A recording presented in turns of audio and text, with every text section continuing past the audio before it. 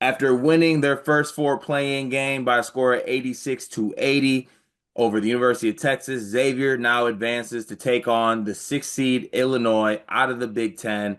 A lot of star power everywhere for this Illinois team. They've been a team that has dealt with, I mean, a lot of teams deal with adversity, but even even anyone who says that teams deal with adversity had to admit that if it came to like if there was a metric about how much adversity a team has dealt with, uh if any of the metric people steal that, I'm on their ass, by the way. That I came up with that, even though it's already probably a thing and I just don't even pay attention to it. But uh whether it was sickness, injuries, and it's multiple sicknesses and injuries. I think everyone on this team's had the flu. Everyone on this team has feel like been injured, whether it's an ankle injury to Big T, a forearm injury to Casparis, Merez Johnson skies and breaks his wrist. Like this team has just been through the gutter in every step of the way, but they still found a way to have some success towards the end of the season. They seem to kind of turn things around, kind of establish like a new starting lineup. Will Riley has taken a step since like the middle of Big Ten play where you could make an argument that he might be the star of this team over guys like Casparis, but also at the same time, we're having an argument about who's the star, Will Riley or Casparis. I think that shows you the level of star that this team has. And then Colin Boswell has settled in very nicely next to Casparis, and the addition of Trey White going from DMPs to always playing, has really done a lot for this Illinois team. Now, they were riding high going into the Big Ten tournament. They get the win in the first round against Iowa in a game they could not miss, very high scoring game. Follow it up with a stinker against Maryland, right? Maryland blitzes them, blows their doors off. They go out kind of early. They have a little bit of a break now. If they had any of those nagging sniffles or anything like that, I'm sure all that is out the door. Brad Underwood was quoted saying that my team is as healthy as it's been all season. So you got to feel good about their chances there.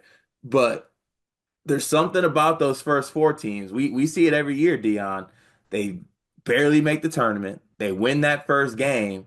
They get confidence. They're feeling good, and they sneak up on that sixth seed. They sneak up on that team that comes in on the next round of the playing game. So I'll throw it to you first before we get into some matchup stuff. First of all, where are you at with this Illinois team? And then on top of that, how are you feeling about Xavier after watching them versus Texas? Because they were down 13 in that game. They were kind of down and out.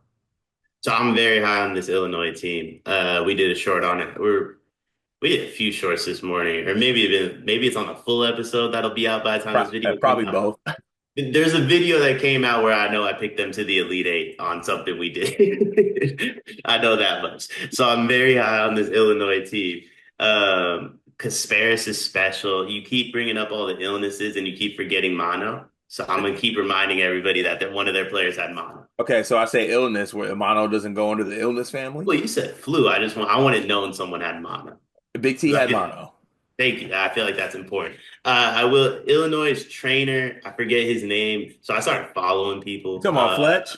Yeah, I started Yeah. following people within the Illinois organization, I guess you could say, about a month ago. Monitoring, might be an Illinois guy, haven't decided yet, but I'm following people. So he posted this side by side of Will Riley, talking 20 plus pounds, that in season development. That photo, like Will Riley's head is like twice as big as it was in the. Like whatever they're doing is working. Will Riley also just looks way scarier now. Like I don't know if he's been spending time in Chicago, but like it looks like he's been spending time in Chicago, if you know what I mean. He looks terrifying. But this team's a lot more talented than Xavier. The way Xavier played against Texas today was very impressive. But I feel like they went against a team that ended up just falling flat because of the strength of schedule that they had, how many important games they had to play. With everything Illinois went through, you don't have to worry about them being tired. All these guys have had breaks the whole season. Is it breaks that you wanted to have? Not necessarily, but they've had them. So I think some of that exhaustion that Texas felt, I don't think this Illinois team will have. If anything, if I'm Xavier, I'd be a little concerned. By the way, when it comes to the committee, we spoke about how the committee screwed West Virginia. Mhm. North Carolina getting the extra day is crazy. That Who's is getting crazy. 2 days off when Xavier gets 1 day off, or Texas would have had 1 day off? Like that's crazy too. The whole process in which they went about this, I have an issue with. Like Xavier, Texas should have been yesterday. Excuse me, Tuesday. And you throw North Carolina, San Diego State on Wednesday if you're even going to put them in the game. But I think having to play such a brutal game that they played against Texas, very high pace. You only get a day off, then you have to run it back against the Illinois team, who, by the way, plays very fast. I'm not sure this is the matchup Xavier wanted. Yeah, look, it's a special challenge to play Illinois for a couple of reasons. One, the ceiling of this team is almost borderline unstoppable offensively when things are rolling. Kasparis is playing well. Big T stretching the floor. Trey White's like this Swiss Army knife, do everything guy. Kylan Boswell's this tough, hard nosed defender, which I think he's going to be important in this game. We'll touch on that once we get into more so the matchups in this basketball game. Um, but when things are going right for this Illinois team, they go really, really right, right? When things are going wrong, it looks like a bunch of guys running around like chickens with their heads cut off, right? They're launching threes, they're not hitting, they're having defensive breakdowns, miscommunications, and guys are getting open shots. And look, Xavier, the one thing that I think is the most endearing quality about them that we saw in the Texas game is that they're not going to go away. I mean, they might lose a basketball game, but I don't know if they're going to go out, not swinging. Wow, that's not the most endearing quality because you can go out swinging if you want. You could also still lose. Teams have gone out swinging against Illinois and lost basketball games. But I think it just points to, you look at the experience metric on KenPom of the Xavier team.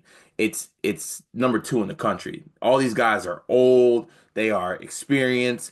They have played a lot of basketball. And they got guys too. Like, don't get me wrong. Like Conwell is a guy who can get hot at any time. Zach Freemantle is literally like 27 years old. He's been playing college basketball. I think he was born in 2000, so he's 25. Like that's crazy. Um, so there is going to be a factor of that. This is a very old, experienced team versus an Illinois team that has some youth. Kasparis is young. Big T is younger. Will Riley is a reclass freshman. He's young. Colin Boswell is like the youngest junior in the country. This is a very young basketball team. So, do you think like the experience factor might play something in this in the tournament? I mean, I think it depends on how you're coached. I don't think it will with the Brad Underwood team. So I think with inexperience comes there's a really big word to describe what I want to say right now that would sound so fire.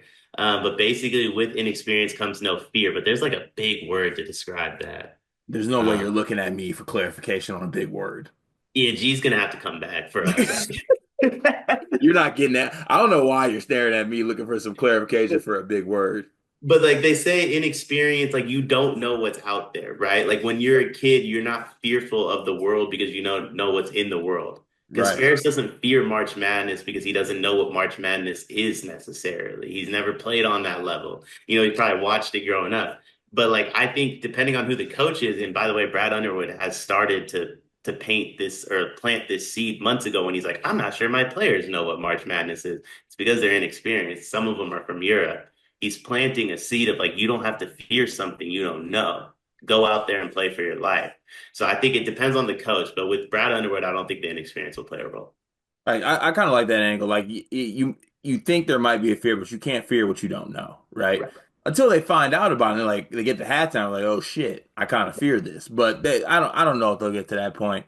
Those are things that you can't really predict in basketball games. But I do think it is a point to bring up that this Xavier team is very old and very experienced. But I think anytime you have the talent conversation with Illinois, especially with the starting five changes that Brad has made, I think you find yourself at a point where you feel really good that I'm rolling the ball out there with Kasparis and Kylan and Will and Big T and all these other guys. But what it's going to come down to though is that this Illinois team, they got to get stops, right? Like they have the ability to get stops. Now, Big T is not the greatest shot blocker at 7 feet tall, but they have a lot of good defenders on this team, kind of on ball wise. Like Trey White can be a good defender. Colin Boswell is considered one of the better defenders in the Big Ten. I'm sure he gets the Ryan Conwell assignment in this game, and Brad tells him to just stick on him like white on rice, whatever that phrase is, and just make sure that he doesn't get any room because Conwell is the type of player that he doesn't need anything. Like you could think you're on his hip, you could think you got a good hand. He's got that microwave type scoring ability, and we've seen some guys against Illinois this year be able to kind of get it going. So, what do you think this Illinois team does defensively in this game to negate Conwell? Do you think it's kind of just stick Boswell on him and just let Boswell do his thing? So I'm a big fan of the NBA. They don't do this in every game, but I love when NBA teams go like, "Hey, your best player is going to score 40. We'll just let him." Hmm. And like we'll guard everybody else. And we won't let him get everybody else involved, or we won't let them get going. Eventually, he'll miss shots. I Yeah. would just do that. I would just do that. Like you go get yours, Conwell. We'll make sure everybody else is good to go. Maybe you put Trey White on him and let him go one on one and Trey White see if Trey White can do anything or Kylan can do anything. But Hmm. I want to overthink it because at the end of the day, like I don't think Illinois is a good enough defensive team to overthink it to where you're going to stop him.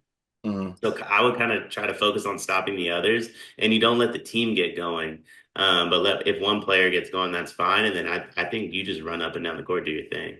Yeah, I think so too. And um, the thing is for Illinois is they try to do that, but then four guys score. It's like every single person on the floor is like, wait, I thought we were letting my guy go off. They're like, wait, no, we're letting my guy go off. And then all of a sudden, all those guys got 20. They're like, ah, damn, we're But down.